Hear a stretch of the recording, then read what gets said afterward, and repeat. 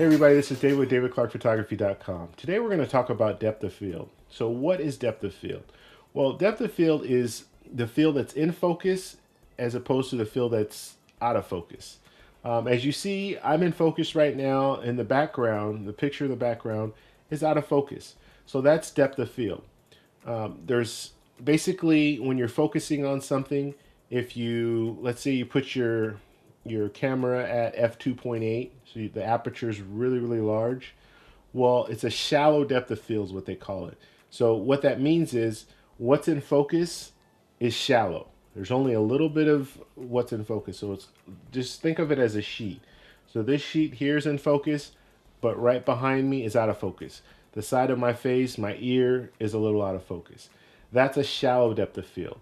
So when you're taking pictures of people, you want to have that shallow depth of field because that's the way we see it with our eyes. We see shallow. When we're looking at someone and they're right in front of us, we can focus on our eyes and everything else is a little bit out of focus. It's not in focus. So that is a shallow depth of field. Now, a large depth of field is a situation where you're taking a landscape picture. And when you're shooting a large depth of field, you want everything in focus. So if I'm shooting picture of the LA skyline, I want everything in focus or at close to being in focus. So the way you shoot that is you shoot at f16 or f11 or f8. So the opening is smaller and the depth of field is much larger. So everything looks like it's in focus and you don't have the blurriness in the background. So that's what depth of field is.